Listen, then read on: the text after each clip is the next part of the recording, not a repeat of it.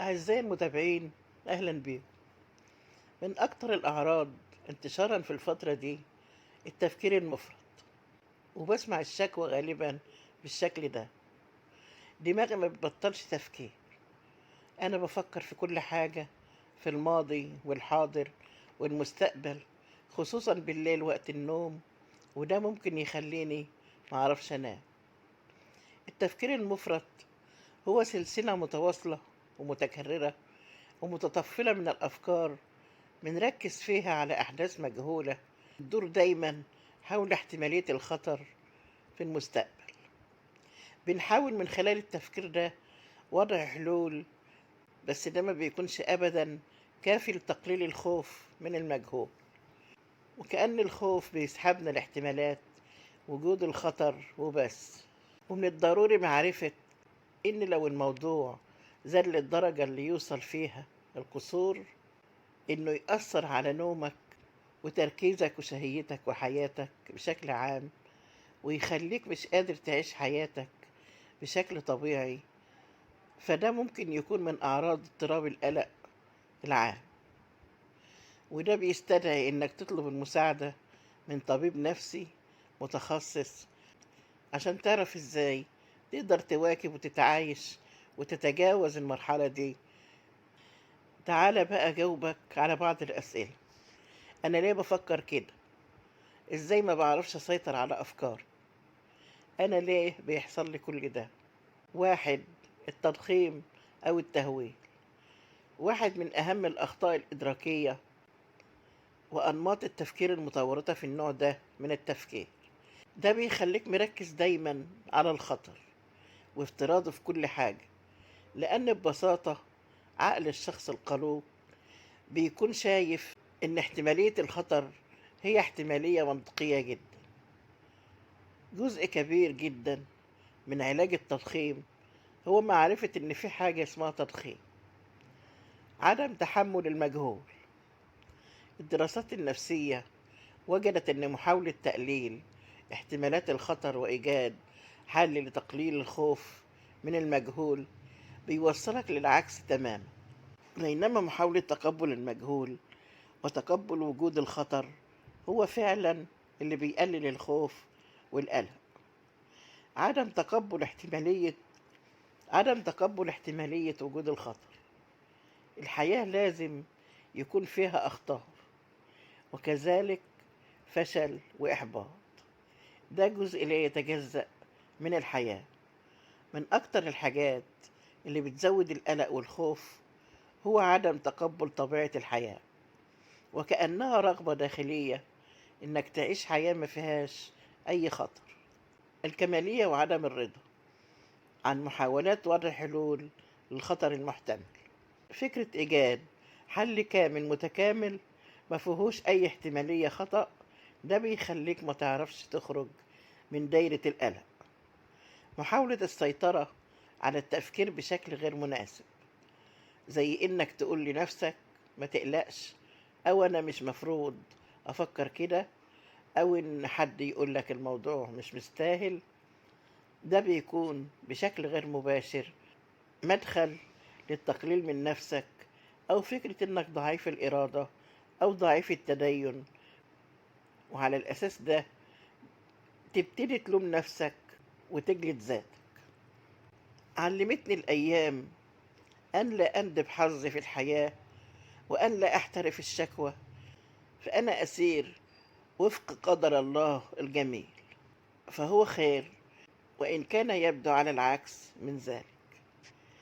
أن أطوي صفحة الماضي بآلامه وانتكاساته، وأن أفتح صفحة جديدة ناصعة البياض لأدون فيها أجمل لحظات الحاضر.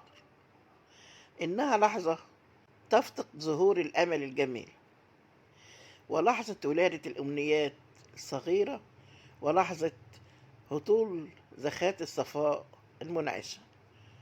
أن الأحلام قد تعانق الواقع على مشارف الصبر وفي دروب الجد والعمل. أن الحياة دون معرفة الله غابة مظلمة يكتشفها الغموض وتلفها الوحشة ويسكنها الضياع. وأن معرفتي لربي هي معرفة الذات، وأن الطريق المؤدي إليه هو ذات الطريق المؤدي إلى عالمه، أن الانتصار الحقيقي هو الانتصار على جانب الشر في النفس، وأن الحرية الحقيقية هي التحرر من رغبات الذات الأنانية، أن جمال الروح هو الجمال الذي لا تنال منه الأيام ولا يخفت مع مرور الزمن، وأن لا قيمة لجمال مادية الجسد في ظل غياب جمال معنى الروح، أن احترام الآخرين يفتح لي قلوبهم، أن أحتفظ بقلوب جعل منها أصحابها لي وطنا، وأن أتشبث بها ككنز ثمين وهبتني إياه الحياة، وأن أبني لها أهراما من الحب في داخلي نظير حبها لي، وأن أذكر دائما قلبا احتواني وأنا سجينة عتمة حزني. فألهمني يا الله أن أمضي في الحياة باسمة المحيا شامخة الجبين مهما كثرت العثرات وعظمت الخيبات. امسح الشات اللي كل ما تشوفه قصادك تدخله تستعيد ذكرياتك اللي بقت سراب. امسح الرقم اللي شغلك ومستنيه يتصل بيك وما بيتصلش. غير الباسورد لو كنت عامله بتاريخ وبقى ذكرى وحشة وصاحبها ما بقاش موجود. امسح الصور اللي ما بقتش ضحكتك اللي فيها كاملة بقت مكسورة بسبب أذيتهم النفسية. ابعد عن كل اللي مش بيقدرك وبيقلل منك وبيتمادى في وجعك وأذيتك ولو بكلام. بطل تستنى اللي ما بقتش في بالهم ولا باقيين عليك، عشان الانتظار والأمل بينهشوا في حياتك وراحتك النفسية.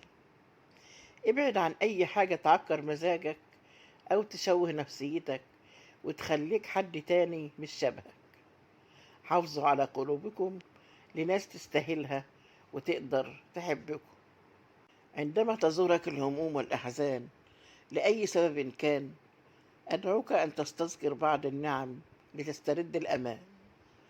تذكر أنك سوف تعود إلى بيت فيه سقف وجدران، في وقت يلتحف اللاجئ السماء والنجوم له أحضان.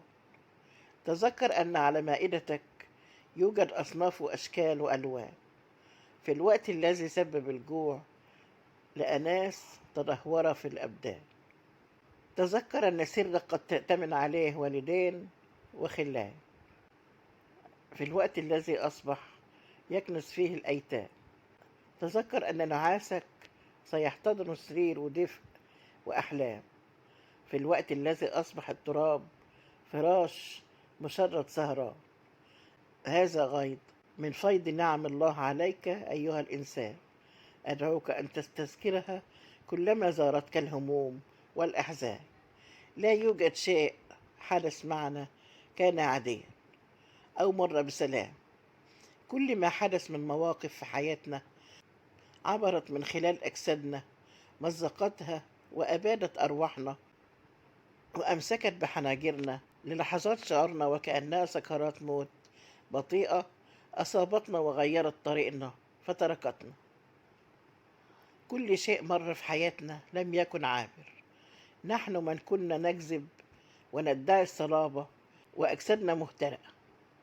هذا الثبات الذي ترانا به ثبات أقوياء، ثبات فرسان شجعان أصابتهم الرماح الواحد تلو الآخر وأصروا على البقاء. ثباتنا كثبات الشهداء في أرض المعارك المشتعلة بالنيران. أرأيت كم نحن أقوياء؟ أظهرنا السعادة وفي قلوبنا تعساء. لم يسألنا يوما أحد كيف الحال. أتعلم لماذا؟ لأننا أقوياء في وقوفنا، في مواجهتنا للحياة، لأننا نتنفس ونستغل آخر النبضات. نحن نحب الحياة وإن لم تكن حياة. لا تحمل نفسك ما لا طاقة لك به. نحن بشر لنا طاقة محدودة. افرح وابتسم واترك جنونك يغمرك. لا يهم كم عمرك، فالعمر هو عدد الأيام وعدد الخيرات. لا يهم ما منصبك أو دراستك. ارفض وغازل جمال الحياة ولو كنت قد تجاوزت 70 أو 80. فهذا أجمل عمر فيه تطرد وتنبث فيه تفاهات وماديات الحياة. فليس للجنون، للشغف، وليس للحماس عمر، وليس للسعادة وقت يأسرك. اضحك من قلبك، اخرج عن المألوف، اعمل شيء مختلف بعيد عن الروتين، بعيد عن حبس المجتمع. ببساطة دعهم يقولون أنك فقدت عقلك، فأعينهم لا ترى ألوان الدنيا، لا ترى الجمال الذي تعيشه بكل تفاصيله. أنت ترى الألوان حتى في الظلام، لأن قلبك عامر بالسلام، بالمحبة لكل من في الأرض، وعقولهم لا تستوعب نغمات البهجة التي تطربك. نغمات وترانيم الطبيعة في كل مكان. افعل ما تشاء، أحب أحب من وما تشاء وقتما تشاء. فأنت لم تخلق لتلتزم معايير عقول تكره الحياة، عقول منغلقة لا ترى جمال الله في الكون، وتحرق نفسك كالشمعة من أجل قلوب لا تفهمك بل تدمرك بطاقات سلبية. شكوى دائمة تشاء. لا تخشى ملائمة لائم فيما تراه راحة لروحك. وإذا صغرت الأرض في عينيك انظر إلى أبعد وأعمق نقطة. اجعل السماء موطنك. كن الثورة التي ترفض التبعية. دمر كل الأسوار التي تحيط بحياتك وتسجنك. لا تكن قشة تحت المطر، بل كن شجرة عملاقة ذات جذوع لا تقتلع، تخضر، تكبر من زخات المطر وتنشر عطرها للطبيعة. لا تسمح لأحد أن يقودك، بل كن القائد الوحيد لطائرتك. حلق حلق، افرد جناحيك واعتلي. اعشق نفسك، غامر، اكتشف آفاقا جديدة. اكتشف كل يوم معلومة، كتاب، خبرة، مكان. لا تهتم بآراء الناس فيك. لا تلتفت إلى من يطفئ نور شمعتك، بل حافظ عليها وأوقد شموعا كبيرة. كن جميل الروح، كن حرا، كن في القمة، كن أنت باختصار. صدقني أينما ذهبت ستتقابل مع نفسك دوما، رفقا بمشاعرك وروحك وقلبك الطيب. مع كل طلعة شمس ومع كل نفس جديد بناخد فرصة جديدة للتغيير، فرصة جديدة نلاقي نفسنا، فرصة للتوبة، للسعادة، فرصة للحياة. كل يوم بننام ونصحى بنرجع من موت مؤقت، ومع كل رجوع فرصة. في حاجات حلوة كتير بنخاف ندفع تمنها، بس بننسى إننا كمان بنخسر المقابل اللي ممكن يكون تمن خسارته أغلى بكتير. الحاجة دي ممكن تكون فرصة سفر، عمل، صداقة، تعليم، أو تعبير عن مشاعر وعلاقات مختلفة. ولو خدنا بالنا هنلاقي إننا بدون وعي بنخاف من اللحظات السعيدة والأبواب الجديدة أكتر من اللي عارفين غالبا نتيجتها الثابتة أو العادية على أقل تقدير. طبعا كل واحد بيقيم الفرص دي من وجهة نظره وظروفه، والعقل بيحكم على أهليتها في الوقت اللي بتيجي فيه، بس بشرط أن تكون متوفرة له الظروف والإمكانيات اللي تخليه يختار صح، أو أن يختار أصلا. في النهاية مفيش حاجة صح بتيجي في الوقت الغلط، في حين الغلط موجود ومتاح طول الوقت، كل بقدر معلوم. هي جت في الوقت ده لسبب، وسواء قبلناها أو رفضناها هيفضل جوانا إحساس إننا خايفين نعيشها. نقبلها حتى لو كنا بنتمناها، بنفضل عايشينها بحذر، خايفين من اللي بعدها، ونقول اللهم اجعله خير. حتى لو حصلت نفضل نسأل نفسنا، هو احنا عايشينها بجد ولا حلم وهنفوق؟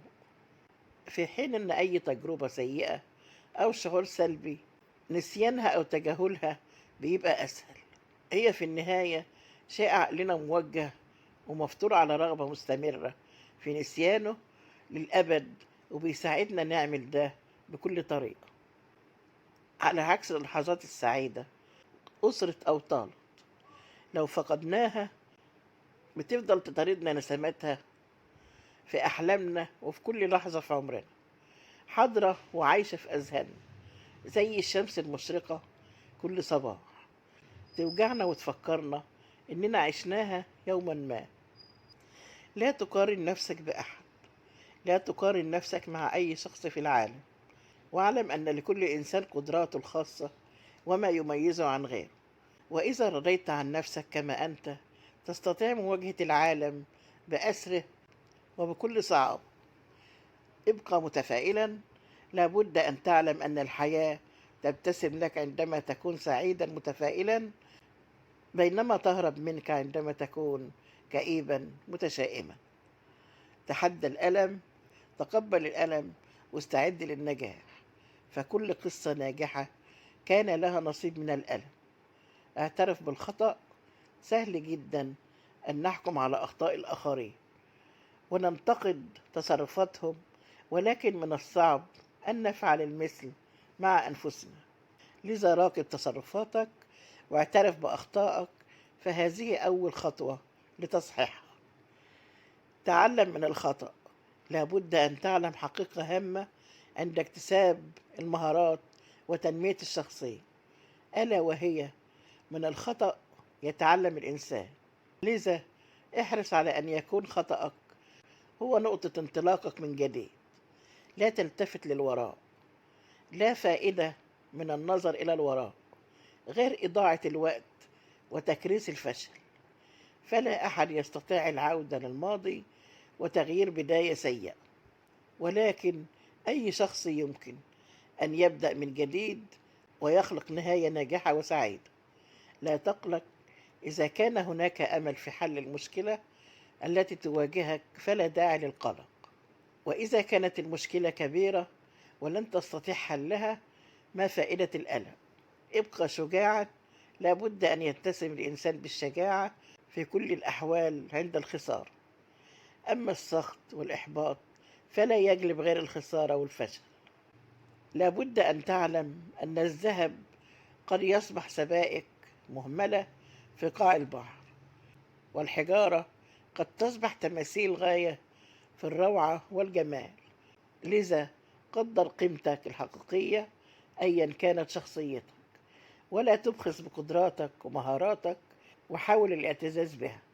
وأكب التغيير واعترف بكل ما هو جديد. اطلع على كل تطورات المعرفة والتكنولوجيا والشعوب، وكل ما من شأنه مساعدتك على تغيير حياتك نحو الأفضل. يوما ما كل واحد منا سيرجع إلى نفسه ليتأملها مليا، ليعرف كيف صنع هذا الإنسان الذي بداخله. نحن لا نعرف أنفسنا الآن. كل شيء في حياتنا ما هو إلا جزء من هذا الذي صنع، والبشر هم من لهم أكبر فضل.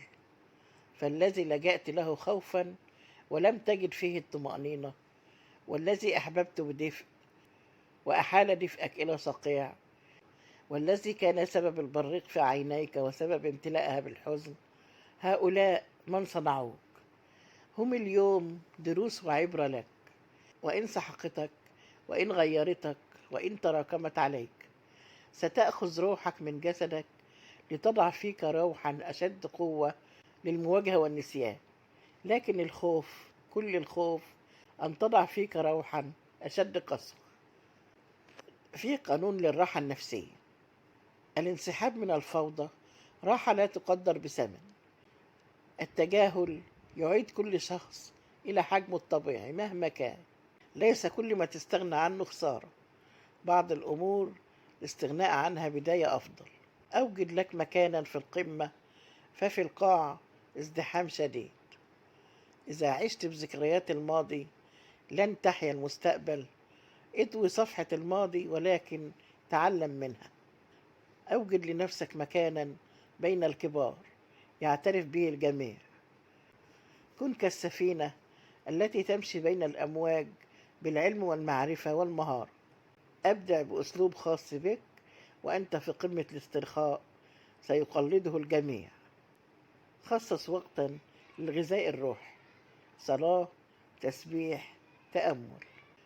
كن مؤمنا بأن ما يعتقد الآخرون عنك لا علاقة لك به. وأخيرا، السعادة مرض معدي.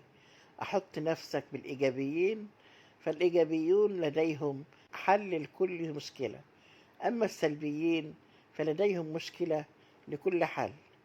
شوفي قد إيه، يا بخت من يقدر يقول واللي في ضميره يطلعه.